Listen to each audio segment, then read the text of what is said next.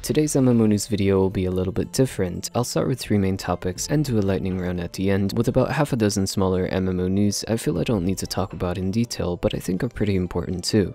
So yep, we're covering something like 8 games in a couple of minutes.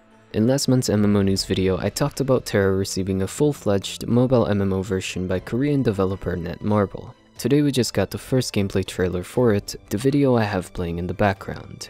The graphics look pretty good for a mobile game, but it's pretty hard to tell what the gameplay is like through the trailer yet, especially without the user interface. I can't figure out if it's gonna have autoplay or anything like that, however we do know all of the playable characters in it already, with all of them featured on the game's newly launched website. While I can't say for sure, it looks like the characters will be gender and race locked, with each class being its own character with a unique name and personal backstory, like characters in Closers and Soulworker.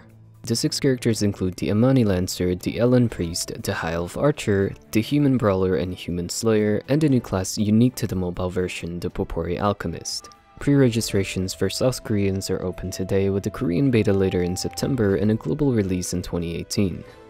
Next, ArcheAge is getting yet another 4-server merge, this time with 12 servers joining into 4. The entire Western version of the game has been shut down for 3 whole days to get the servers merged. There's a lot of hype in the ArcheAge community right now, as merges in this game tend to be way more complicated and interesting than most. There's gonna be a whole new land rush and increased competition for castle sieges, with dominating guilds and player nations of their respective servers bunched into completely fresh worlds. I logged in a few days ago after 2 years of hiatus just to get more info on what the fuss is about, and from what I've heard from old friends, there's been a heavy influx of new and returning players ever since Reaccon announced that the upcoming 4.0 update will be pushed to come by the end of the year. It looks like Reaccon is preparing the Western version and getting the community all together before the big update. 4.0 is coming with cool new content and changes, most notably the naval battleground, crossover arenas, and brand new skills. Metas and optimized builds will likely be very different in 4.0, which means entirely new builds for every single class in the game to experiment with. As a returning player, that sounds pretty exciting for me. Adding onto the pile of Korean MMO news, the Western version of Closers Online will be going into its alpha phase pretty soon. I'm not sure if I'm at liberty to say exactly when, but I think I can say that it's definitely within the next few weeks, with a beta phase following it. I'm gonna check out Closers NA when I can, cause I did enjoy playing the game before, so you can expect more coverage of that and very likely some beta key giveaways. As a side note, En Masse Entertainment, the same publisher as Closers, is bringing the recently released Critica Online to Steam. The game looks to be at a low point in terms of population, with, from what I heard, content release being quite slow. So to me this looks like an attempt to bring in that nice rush of players that a Steam release always delivers. Eclair the Scion character will also be released in October.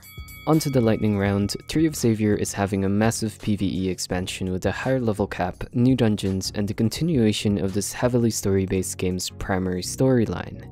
Revelation had the same idea, with the level cap to be pushed to 79 on September 14, and a new assassin class expected in the 4th quarter of this year. Speaking of edgy new classes, Blade & Soul's Rise of the Gunslinger update is coming to the Western version in a few days as well, on September 13th, releasing the new Gunner or Maestro class.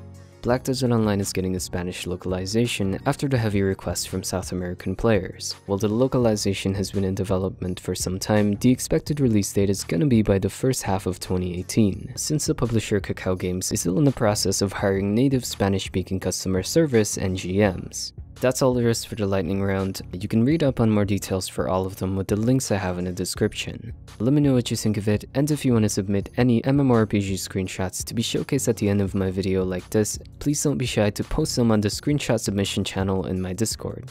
Thank you so much for watching.